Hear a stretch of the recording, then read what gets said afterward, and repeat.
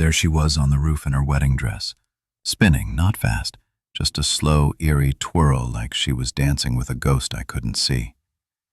The veil was tangled in her hair, the hem dark with soot, and she was barefoot in 23-degree weather.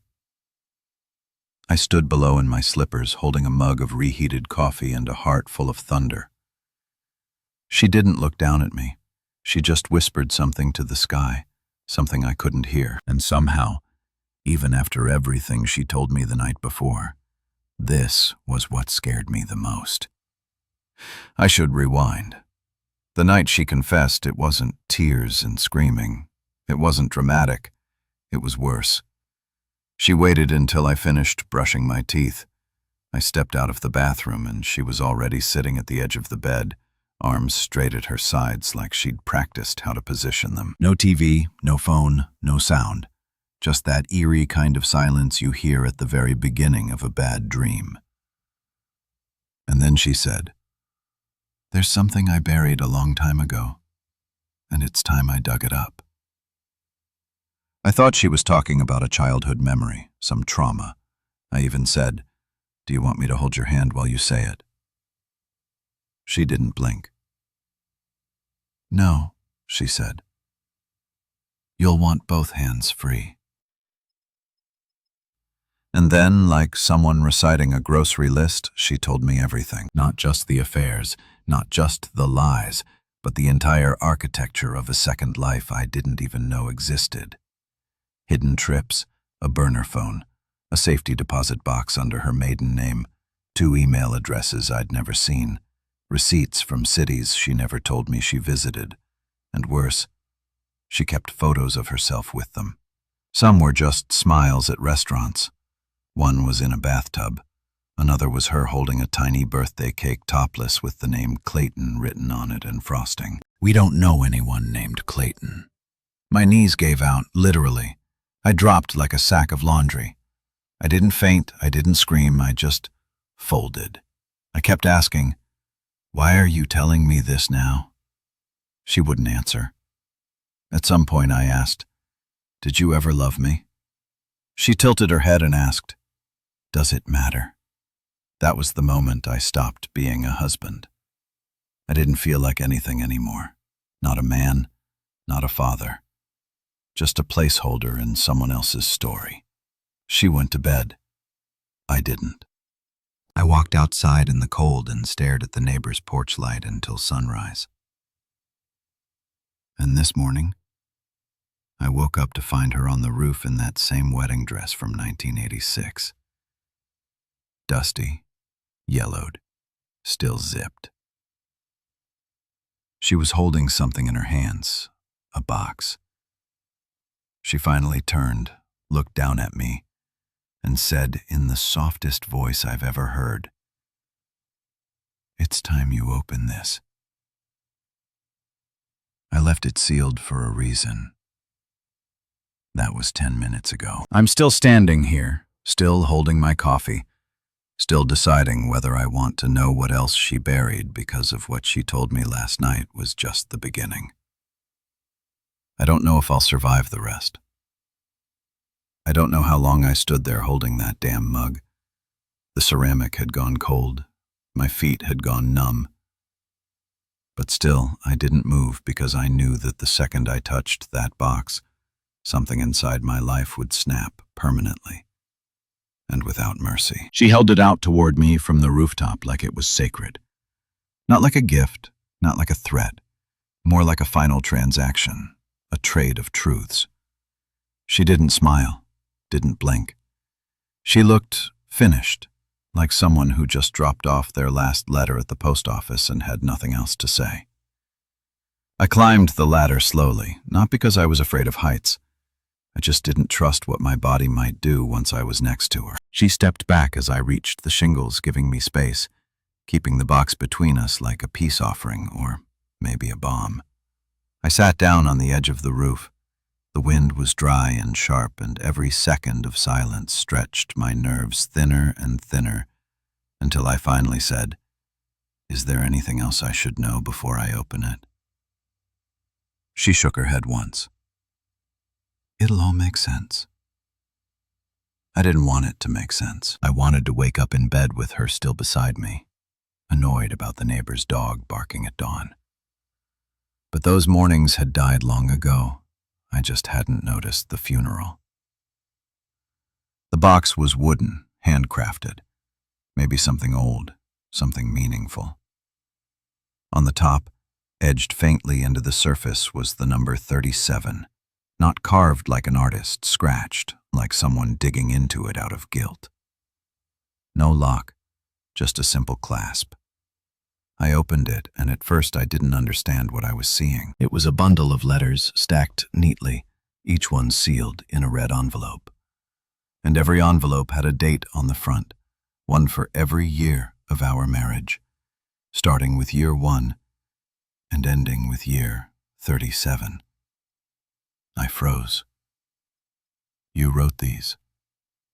She nodded. Whenever year on our anniversary. I never gave them to you. I wasn't ready. I don't know what I was expecting. A photograph, a document, a DNA test, but not this. Not love letters. Or were they? I pulled the first one out. My hands were shaking. She didn't stop me. Year 1. It was sweet, honest, vulnerable. It talked about how surprised she was to love me so deeply, how she felt safe, how she thought our quiet life might be the best kind of adventure. I started crying before I even finished it. Then I opened year 5. The tone had changed. She wrote about boredom, about a coworker named Glenn who made her laugh in ways I didn't, about how she kissed him in the supply room and immediately regretted it, but not enough to tell me. I was shaking again, but this time from something colder. Your 9 was a confession, an actual affair, not Glenn, someone else. A man from a real estate seminar in Albany. She called him M. She described how exciting it felt to lie to me, how clean she felt coming home to me afterward. My vision blurred. I opened your 13th. She was pregnant that year. But I remembered something. That pregnancy ended in a miscarriage, or at least that's what I was told. The letter suggested something else entirely. That she wasn't sure who the father was, that maybe she didn't want the baby after all. I started to gag. I had to close the box. I turned to her, still sitting there beside me in that old dress, watching me unravel. "Why are you doing this?" I asked.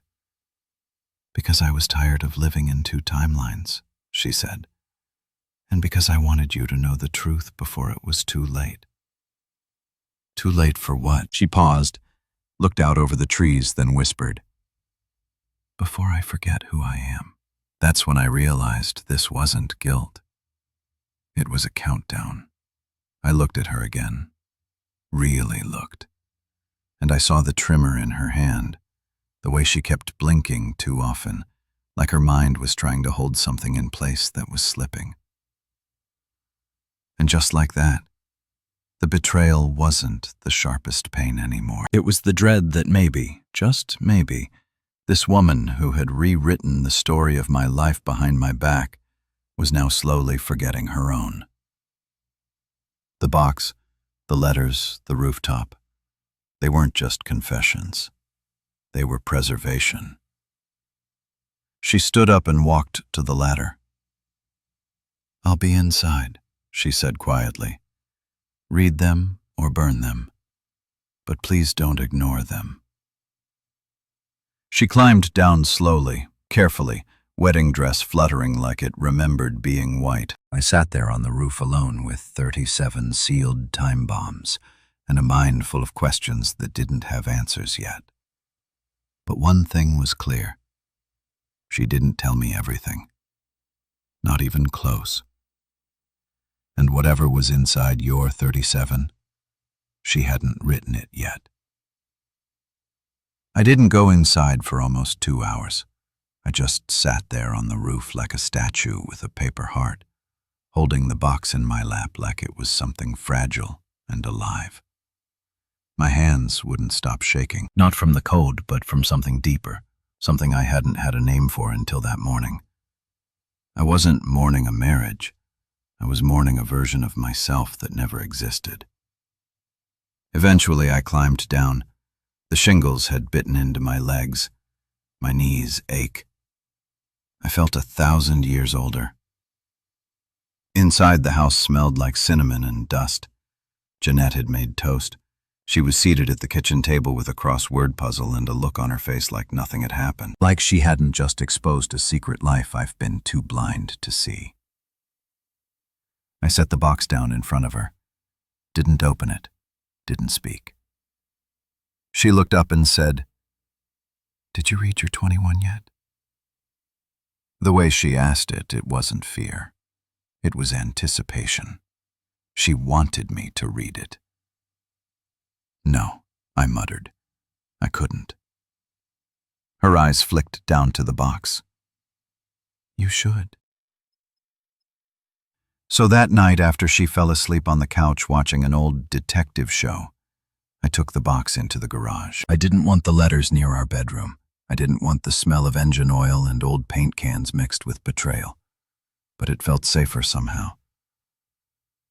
I read your 21 under a yellow bulb with a dying bus.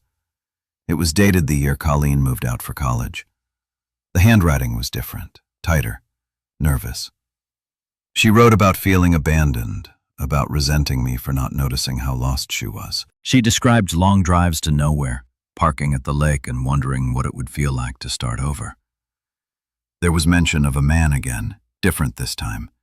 She called him a he, wasn't someone she met by accident. He was someone she sought out.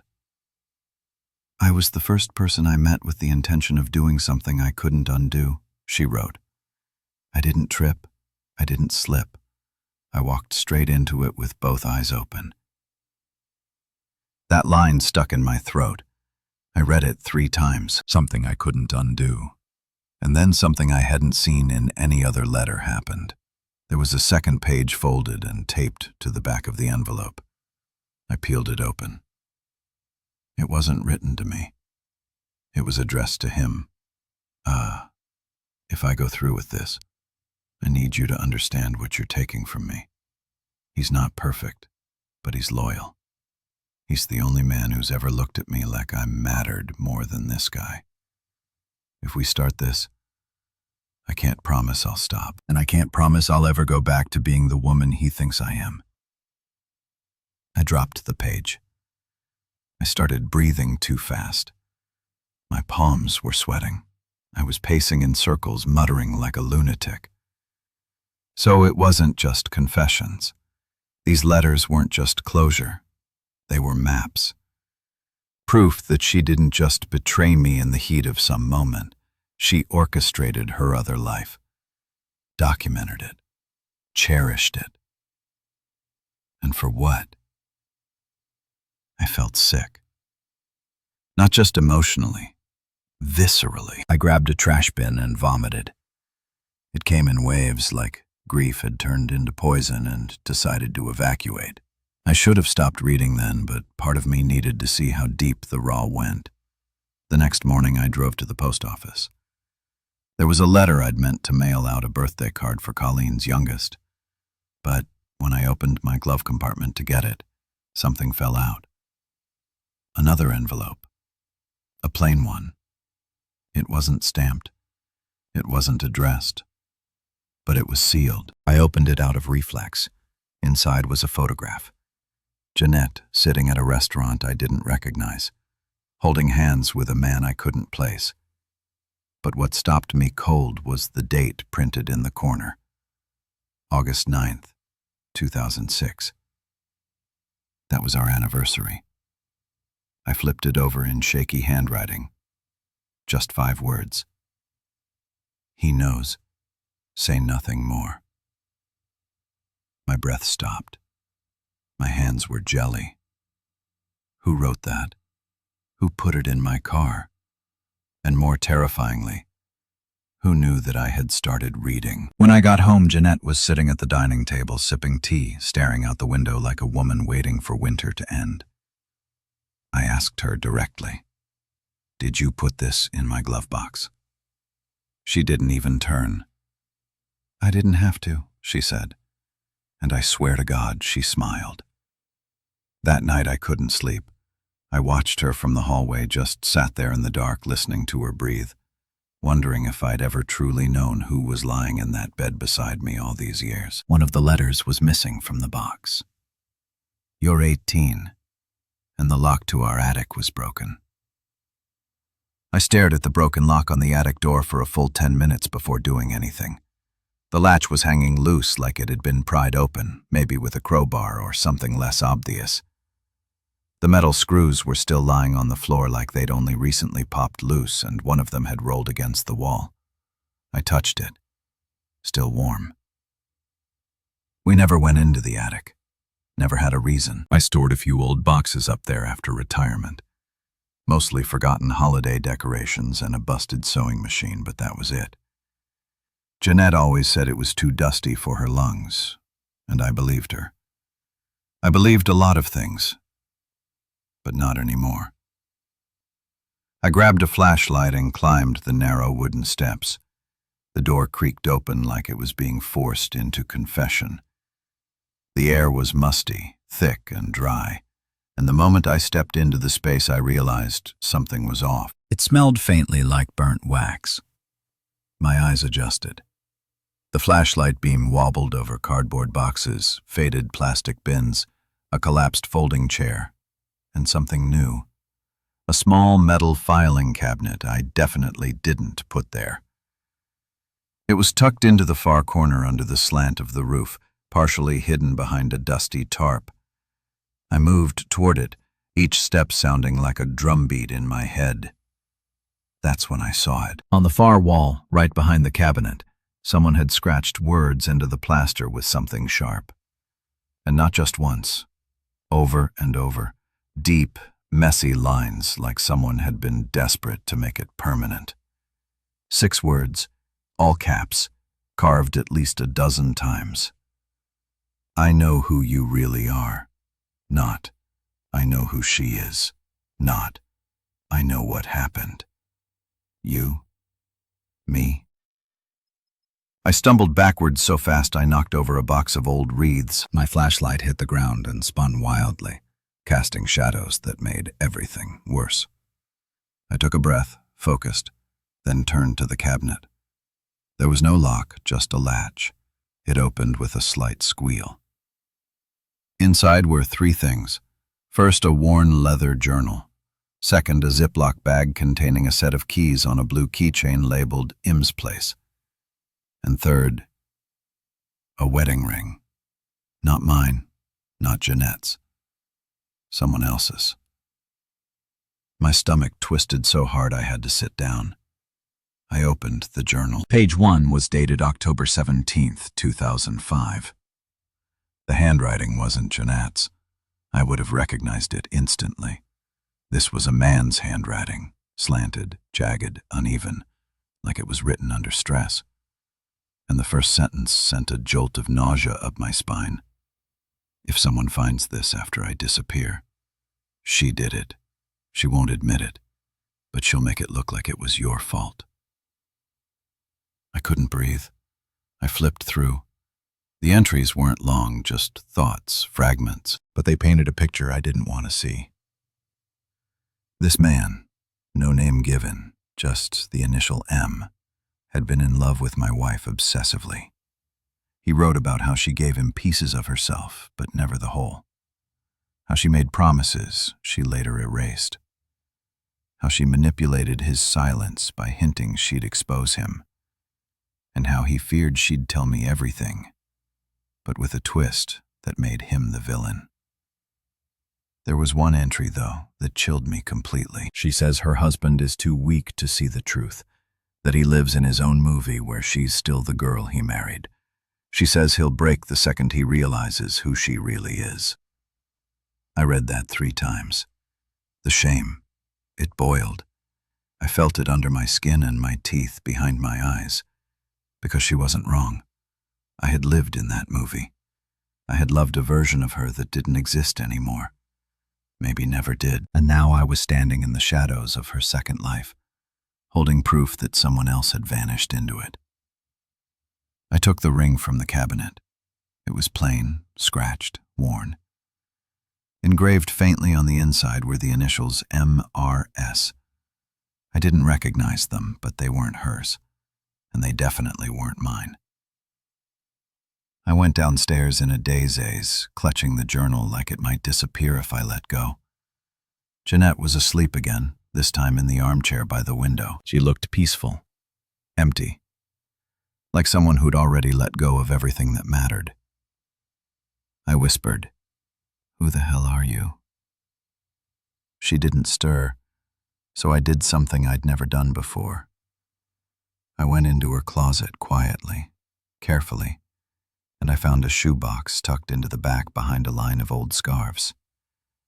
Inside, I found dozens of tiny, unmarked photographs, all of them taken from a distance, all of them of me in the yard, at the grocery store, sitting at work, sleeping. None of them I remembered anyone taking. And tucked into the bottom was a letter addressed, not to me, but to Colleen. I didn't open the letter at first. My hands wouldn't let me. Just the sight of Colleen's name in my wife's handwriting made something seize inside me, like a rubber band pulled too tight. I sat on the floor with that shoebox between my knees, staring at the envelope like it was radioactive. This wasn't just between Jeanette and me anymore. This was our daughter, and somehow Jeanette had involved her in all of it. I placed the letter on the coffee table, paced the room for 20 minutes, and then finally broke the seal. The first thing I noticed was that it wasn't dated. No, dear Colleen. No love, Mom. Just lines of raw writing like she'd poured her thoughts out in one uncontrollable stream. Some of it was poetic. Some of it was cold. Some of it was terrifying. She wrote about how she never wanted a daughter at first, how the idea of being tethered to something that permanent felt suffocating. She said she hoped motherhood would change her, but it didn't. It just taught her to perform better. That's the word she used, perform. Then came the worst part. If you ever wonder why I was distant when you were a child, it's because I saw too much of me in you. The lies you'll learn to tell, the silence you'll master. I knew you'd inherit it whether I warned you or not, and I didn't want to be there when it bloomed. I dropped the paper. My jaw was clenched so tight it hurt. I stood there in the middle of the living room, this hurricane of emotions twisting inside me. Grief, rage, pity, confusion. What kind of mother says that to her daughter? What kind of wife leaves this behind for me to find? I called Colleen. It rang twice before she picked up. Her voice was groggy. She'd probably been napping after her shift at the hospital. "Dad," she said, "everything okay?" I lied.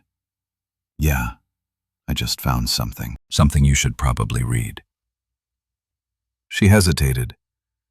"What is it?" "A letter from your mom." There was a silence. Not confusion, recognition. "Oh," she said flatly. "That letter?" My breath caught. "You knew about it?" She didn't answer right away. She gave it to me 2 years ago, sealed. Told me not to open it unless something ever happened to her. I didn't know she wrote more than one. I felt like I'd been kicked in the chest. "She gave you a copy?" "No, I never read it. I still haven't. I put it in my safe and tried to forget about it. But she said things in this one that my throat closed." "You need to read it, Colleen." Tonight, more silence. Then she asked, "Did she mention the house on Dare Street? It came out of nowhere." "What house?" "I don't know. She always said that's where the first fracture happened. She didn't explain. She just called it the place where it all broke. I was shaking again. She never told me about that. She wouldn't have, Colleen said quietly. You were the only thing she protected from the truth. The conversation ended not long after that. She promised she'd come by on the weekend, but I knew she wouldn't. Not yet. Not until she was ready. I spent the next few hours searching every inch of the house for another reference. Derry Street, MRS, the fracture, anything.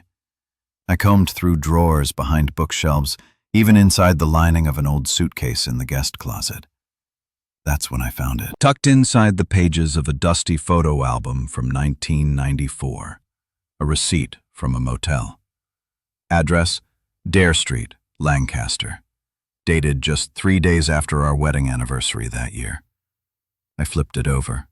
A phone number was scribbled on the back. Below it, in her handwriting, was a note. He knows how to keep secrets. Asked for room 6. My fingers were trembling. I called the number. A woman answered. Her voice was growly, disinterested. I asked if the motel still rented room 6. She paused. We haven't used room 6 in years, she said. That's the one with the, incident. You sure you want that one? I didn't reply. She laughed. It's your call. Just don't blame us if you don't like what you find. I hung up. I didn't sleep that night.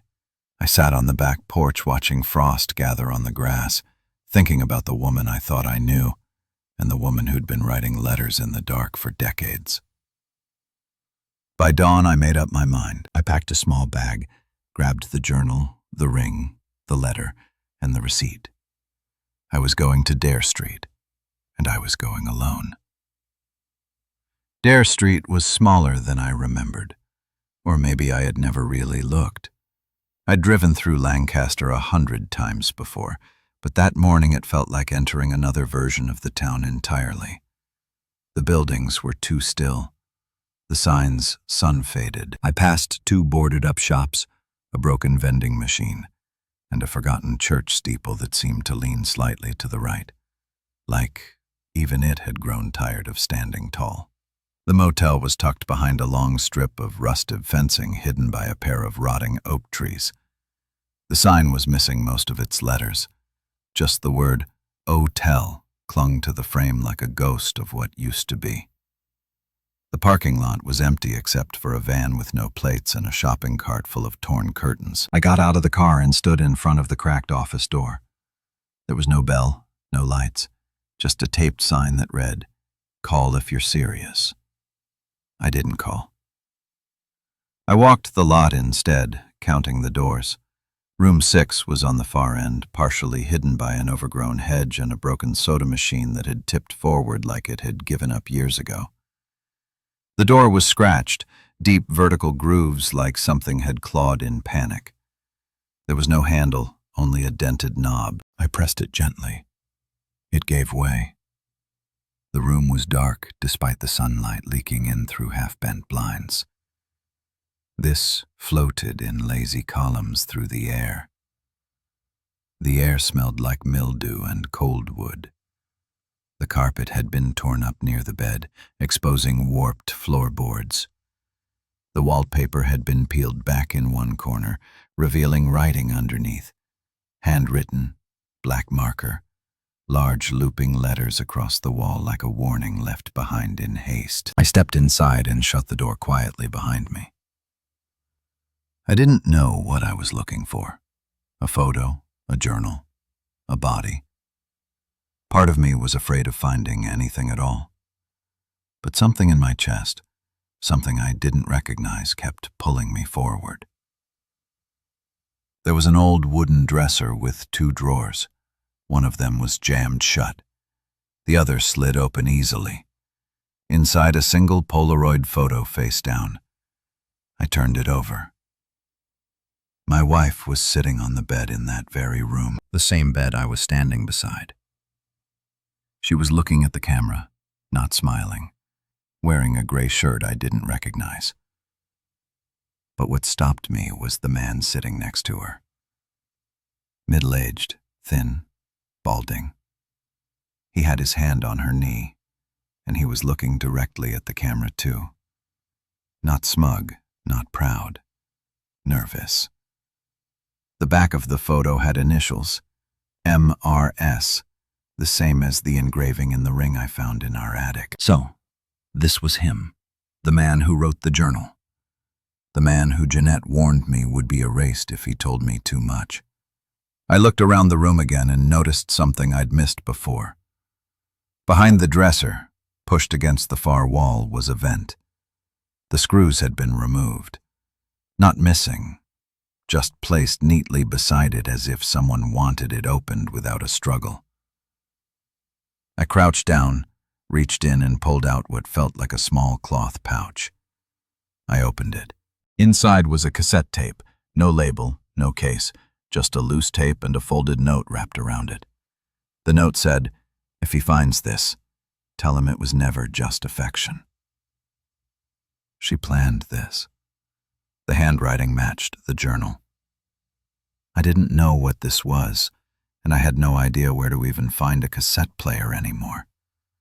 But it was clear someone, maybe MRS, wanted this tape hidden and wanted me to hear it when the time was right. I took the tape, slid it into my pocket, and looked around one final time. There were stains on the ceiling. The closet door had a crack down the middle like it had been kicked hard. The bed creaked every time I shifted. Then I saw something new. Behind the mattress, wedged between the wall and the frame, was a torn piece of notebook paper. I pulled it out. The writing was hers. "I never loved you the way you wanted, but I never stopped thinking about you. When I touched him, I thought of you. When I lied to him, I imagined what it would have been like if you had stayed quiet. But you didn't, so I had to choose. No name, no signature, just that. I left the motel as fast as I could, feeling like I had touched something cursed. The whole drive home I couldn't stop shaking. My head was full of static. My heart was heavy with some truth I hadn't yet uncovered. When I pulled into our driveway, Jeanette wasn't on the porch. She wasn't in the living room or the kitchen.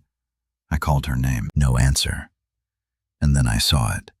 The attic door was wide open and something was playing upstairs. A voice. A man's voice. Faint, muffled, but unmistakably coming from an old cassette deck I didn't even know we owned. The sound of the voice playing in the attic was low, almost whispery, like someone was sitting just above me, telling secrets to the shadows. I stood at the bottom of the attic steps, staring up at that open door, wondering what part of me was about to be undone now. My legs didn't want to move. My body was screaming for me to run, to leave, to bury everything back in the box, and pretend none of this ever happened. But that's the thing about truth. Once you start listening, you have to finish the story. I climbed slowly, each wooden step moaning under my weight. The room was dim, lit only by the strip of daylight leaking through the attic vent and the soft orange glow of an old cassette deck resting on the floor. The same dusty cabinet, the same box of letters nearby. But now sitting beside the tape player, cross-legged like a child waiting for story time, was Jeanette. She didn't look at me when I entered. The voice continued playing, male, measured, unshaken. I asked her once if she'd ever leave you. It said she didn't even blink. She said no, not because she loved you, but because you were the only person who'd never try to hurt her, and that made you useful, permanent, replaceable, but dependable. I froze. My heart was thudding so loud I could barely hear the next sentence. She used you as her alibi. Every trip, every call, every stolen hour. It worked because no one would question her husband. The quiet one, the faithful one, the one who'd die before he'd admit she was lying. I couldn't breathe. The tape is for a second. Then the voice returned. I'm not angry anymore. I was for a long time, but now I feel sorry for you, Emery, because the one thing I always had that you never will is the truth. That's when I realized the voice was talking to me directly. Jeanette hadn't recorded this. He had, and she'd kept it. Room 6 was never a place to meet. The man continued. It was a vault. She made promises there to me, to others, but none of them were kept. I started writing things down because I knew the day would come when you'd need to know what she buried, and I wanted you to hear it in someone's voice who wasn't lying to you. I turned to her. Jeanette was still staring at the cassette player, not blinking, not flinching, as if hearing it again was a ritual she needed to remind herself, or maybe punish herself. I said her name quietly at first, then again, louder. Jeanette. She finally looked up. Her eyes were glassy, unfocused. I told him to destroy it, she said softly. He didn't. He wanted to be the last voice in your head. Who was he? I asked. Tell me who he was. But she just stared. I walked toward the tape deck and hit stop. The room fell into silence so thick it almost roared. My hands were shaking again. I sat down across from her. Ty, you need to tell me everything I said. No more cryptic garbage, no more clues and boxes or vent shafts. I want the truth, all of it. Jeanette blinked slowly like she was waking up from a long sleep. He wasn't supposed to exist. She said he was a mistake, the kind that feels like gravity. You fall before you even realize it's happening, and by the time you hit the ground, something inside you already belongs to him. She paused, took a breath, then added, I didn't love you less, Emery. I just loved him differently, sharper, louder. That's not love, I said. That's cruelty. She looked at me like I'd just proven her point. It started in year 7. His name was Malcolm. He was a writer. He said the right things, made me feel seen. I didn't sleep with him right away. I waited, told myself if I could wait, it meant I still respected our marriage. But it didn't matter. By the time I crossed the line, I didn't feel married anymore. And the motel? I asked. She nodded. That was our sanctuary. But he wanted more. He wanted me to leave you. I refused. So he started writing letters, tapes. He said, if I wasn't going to be his partner, then I'd be his legacy. I felt sick. Did you kill him? Her expression didn't change. No, she said. He disappeared on his own, or maybe someone made him disappear. He had enemies. He owed people money. He lived in half-truths. But you kept all of this, I said. You hid all of this from me. She nodded. Because you never asked. That broke me, because she was right. I'd never asked, never questioned, never challenged the version of her that smiled politely through dinners, that kissed my cheek in passing, that sang while folding laundry. I was so proud of being trusting that I didn't see how it made me willfully blind. I stood to leave the attic, but as I reached the stairwell, she called out behind me. I have one last letter, she said. It's not in the box. I turned. Where is it?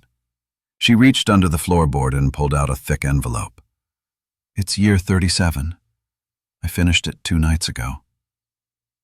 I took it, my hands trembling. This one, she said, isn't a confession. It's a goodbye. Then she turned her gaze out the window again as if she already knew the next scene, as if she had watched this ending in her mind 100 times before. And as I walked down the stairs, letter in hand, I realized something truly horrifying.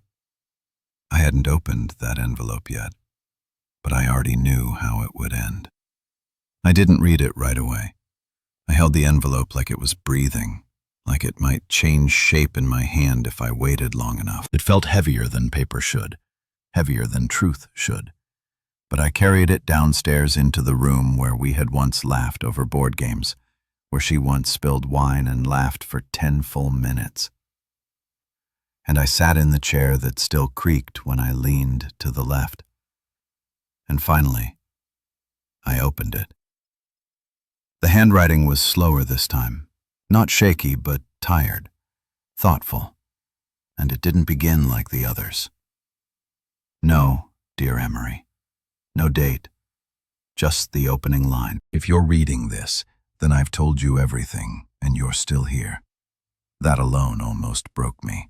She went on to say she never believed this letter would be read, that she imagined I would burn the box, scream, leave, vanish, that I would do what any man should do after learning the person he built a life with had betrayed him not once, but repeatedly, methodically, intimately. But I hadn't done any of that. I had stayed, read, dug, hurt, and instead of collapsing under it all, I had chosen to understand. The letter wasn't an apology, not exactly. It was a confession of her smallness. She wrote that she never felt worthy of being loved the way I loved her fully without games, that in her most honest moments it scared her because I loved with permanence, and she had lived her whole life believing nothing lasted. She had prepared to be abandoned, not cherished. So she sabotaged it. I tested you over and over, she wrote, and every time you came back, every time you forgave what you didn't even know I was doing. That's not weakness, Emery. That's grace, and I didn't deserve it. She said she didn't know how to ask for forgiveness, not from me, not from Colleen, not even from herself. But she hoped the truth would give me something else. Freedom. Not to punish her, but to finally choose myself. She closed the letter with something that didn't feel like a goodbye, not really. You are better than what I gave you. But I hope someday you'll believe I still tried, even if I failed you. I cried after reading it. Not the silent kind, not the theatrical kind either. Just steady, broken crying because it wasn't anger anymore. It was mourning. Mourning for the version of her I thought I knew, for the time I'd lost, for the love that had been given freely but not returned the same way. And yet underneath all that was peace. For the first time in weeks, maybe years, something inside me unclenched. The wound hadn't healed, but it had stopped bleeding. The next morning, I made coffee. I fried eggs. I sat in the kitchen and didn't wait for her to join me. She was still asleep or pretending to be. That was okay. Some things couldn't be fixed in one day or 1 month or maybe ever. But I wasn't stuck anymore. That weekend, Colleen visited. I told her everything. I didn't lie. I didn't soften it, and she didn't cry. She listened.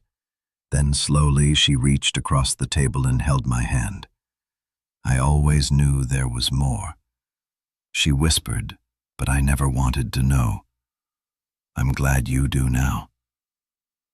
The next week I booked a flight just for me. Maine. I'd always wanted to go and never made time. I didn't leave a note. I just left Jeanette sleeping and packed a single bag. I took the journal, the final letter, and one photo of Colleen as a baby, holding onto my pinky with her whole fist. When I got to the coast, I walked along the cliffs until sunset, breathing sea air that didn't carry her name. And for the first time in my adult life, I wasn't anyone's husband. I wasn't someone's shadow. I was just me, Emery, and I was still here.